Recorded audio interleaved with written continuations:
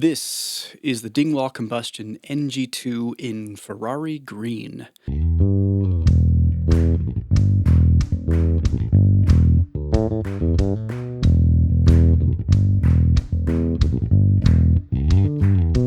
This particular one is the Adam Nolly Get Good Signature Edition. If you've seen any of my videos, you might have seen me play this bass before. I've had it for a while, and I just had so much fun reviewing my friend's Music Man basses that I figured I would review this one too.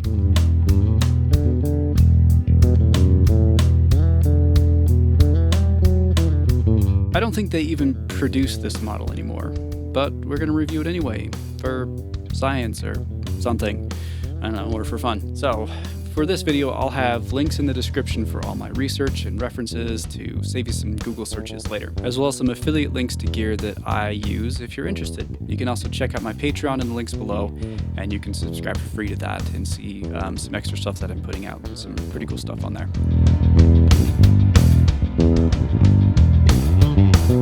But let's talk about this bass, because honestly, there's a lot to talk about here with Dingwall basses and this bass in particular, and I'm a huge fan of Dingwall basses. So much so that I have another video where I dive into why I think they're so great, so check that out. The Cliff Notes version of that video is that Dingwalls use a fan fret system that makes the lower strings longer than the higher strings. This makes it so that the lower strings have more tension on them and greatly improves the tone of the lower strings. But also, this system makes basses much more ergonomic and comfortable to play.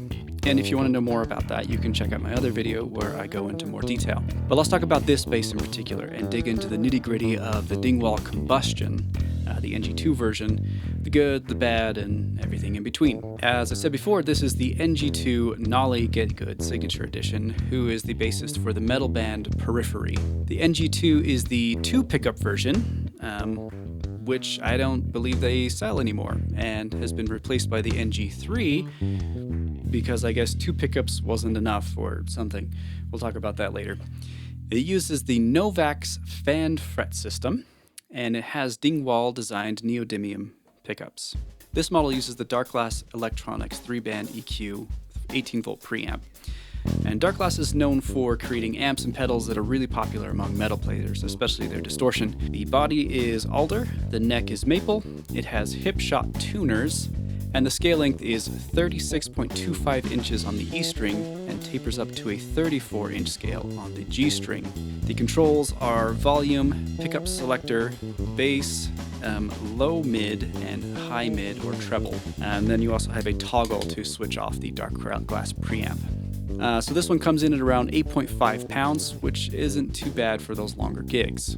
The Nolly basses are part of Dingwall's ready-to-play line of basses, which means they're built in China. It helps bring the price down and have these models be more readily available as opposed to some of their custom shop or premium basses that are made in Canada.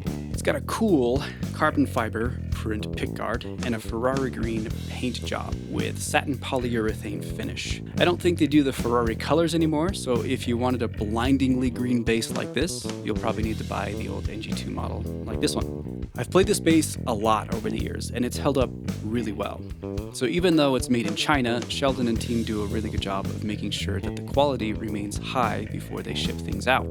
The headstock is lightweight enough with the hip shot tuners, and I don't notice a whole lot of neck dive when I play with this. And I have played 3 and 4 hour gigs with this bass before, and it's definitely gig worthy for those longer shows. I mean, my shoulder still hurt after those gigs, but I don't think there's any bass that won't hurt after a 4-hour gig, to be honest.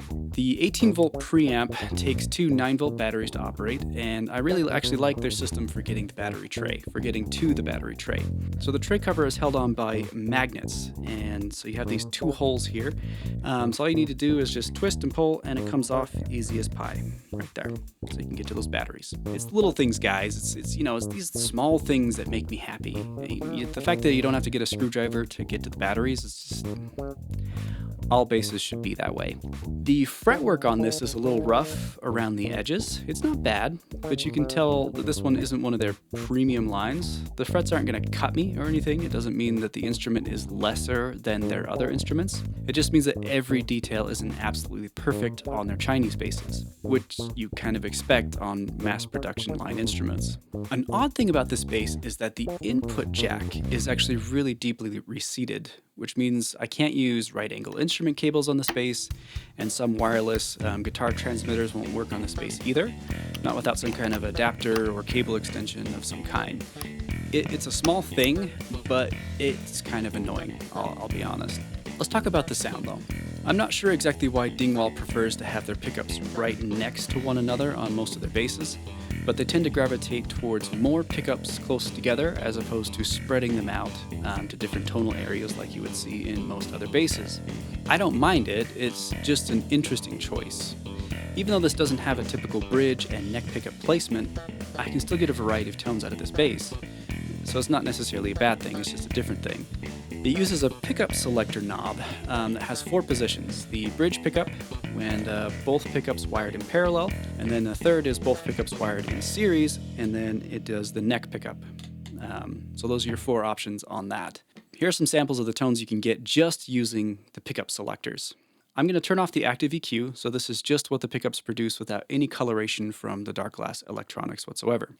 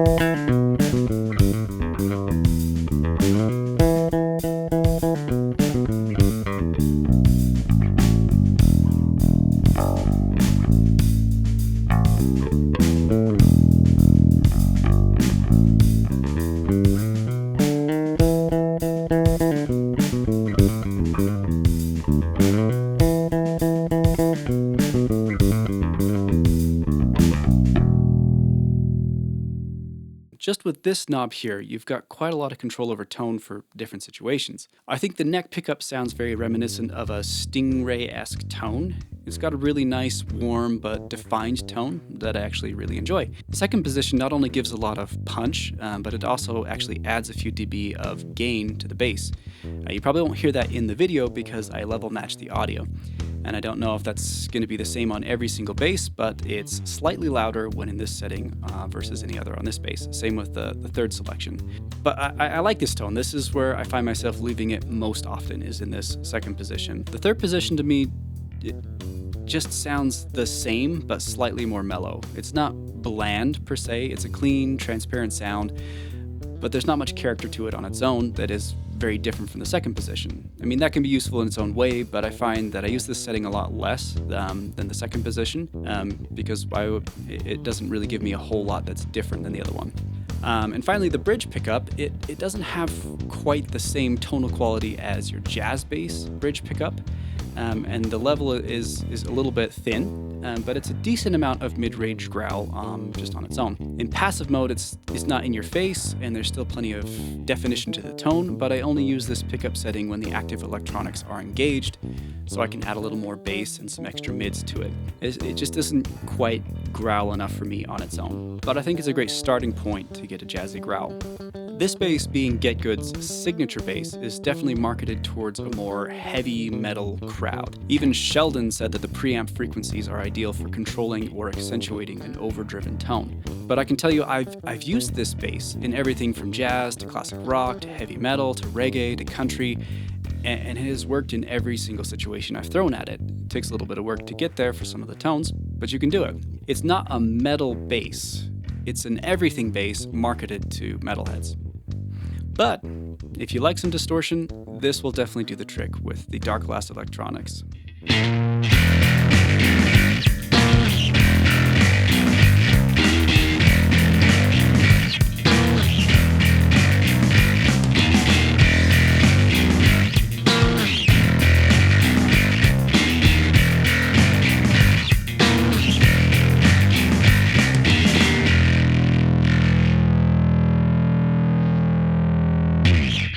So now that we've talked about some distortion, which is what a lot of people will do with this, let's talk about the tone controls next and what you can do with these.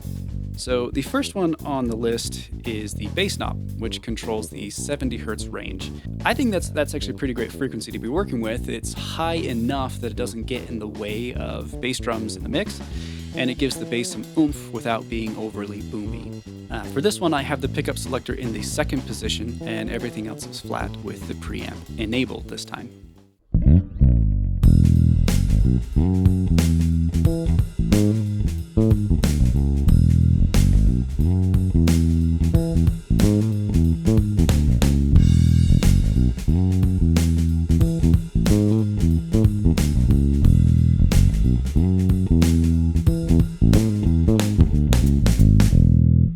This packs a punch, and there's not much more to say about it other than that. So next in line is the low mid control. This one controls the 500 Hz region.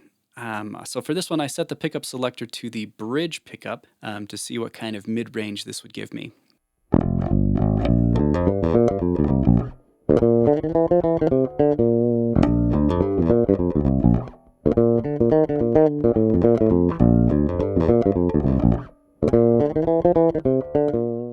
I have to be honest. I don't really like this tone at all. The dry signal that you heard doesn't sound too bad, but in the room, it sounds like a goose in a cardboard box. It's honky and boxy, and I really don't much care for it. I mean, it's not completely useless. It still has some low-end punch to it, but it's just kind of overwhelmed by the goose box sound that you get when you crank 500 Hz. In all the years I've had this bass, I've maybe used it a handful of times, and it was very sparingly, maybe boosted just a tiny bit. I've probably cut the mids more than I've boosted them because they sound like that. If you like the sound of geese in boxes, then this is the knob for you. Otherwise, just don't use it. I know I don't. Next up is the high mid control, and it controls the 2.8 kilohertz frequency, which kind of functions like a treble knob.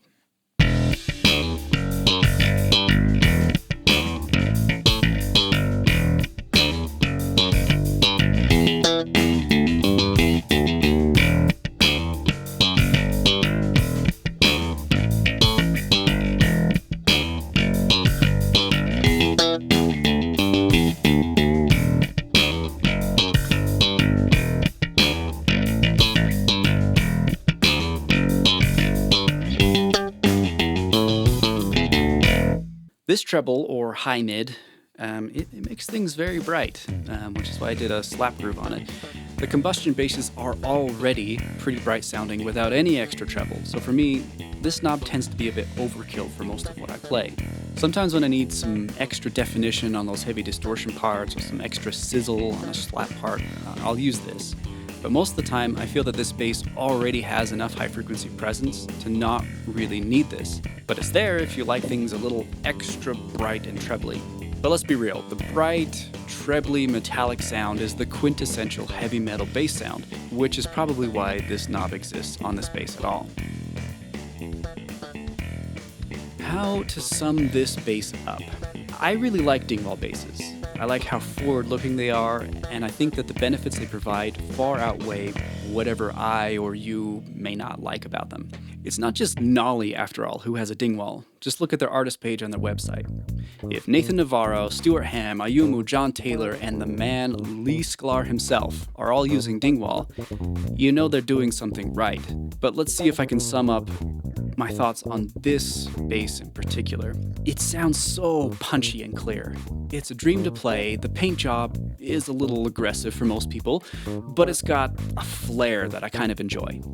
The dark glass electronics are very much tailored to an aggressive, distortion-obsessed audience, but there's plenty you can do with the tone controls to make this bass fit into any genre you want. That being said, this bass naturally has a very bright tone. Almost to a fault, I would say. It's so bright that I almost always want to pull that treble knob just back a little bit. It just needs to be down a little bit for my taste. That bright trebly sound is not a con for many people, especially for someone like Mr. Getgood. Metal is all about getting a bright, almost abrasive sound out of your bass, but that's usually not my cup of hot cocoa. But that's just my personal preference and not necessarily a knock against this bass. I feel like I can get the tone that I want out of this bass most of the time. And like I said, I've used it in many situations and it works fine for almost everything I've thrown at it.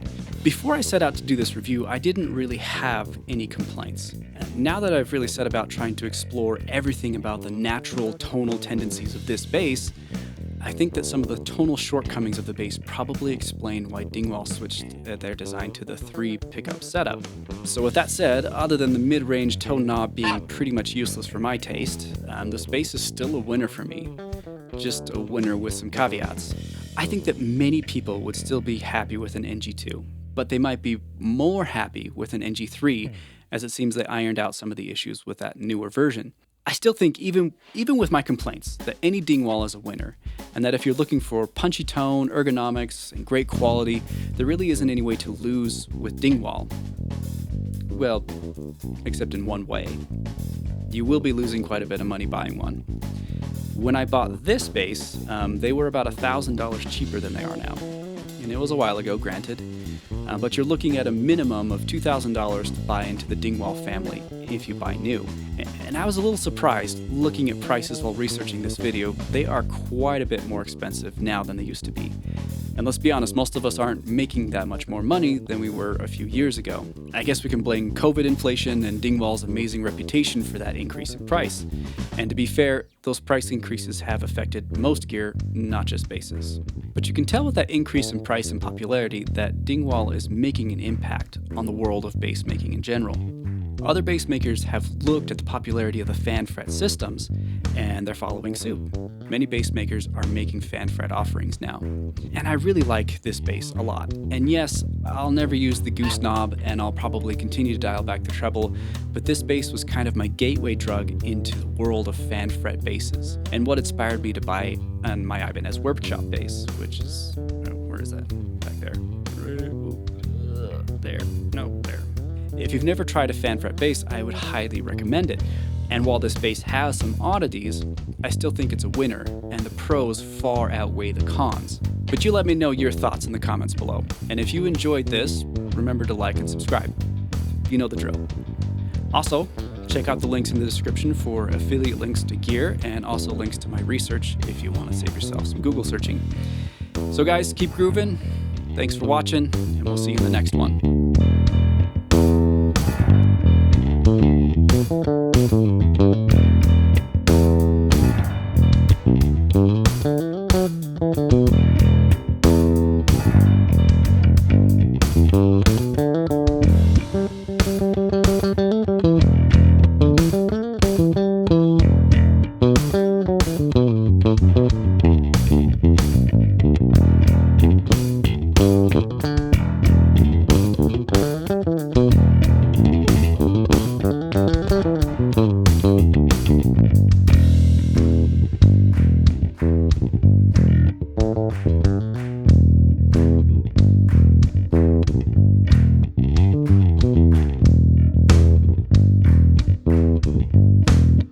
you.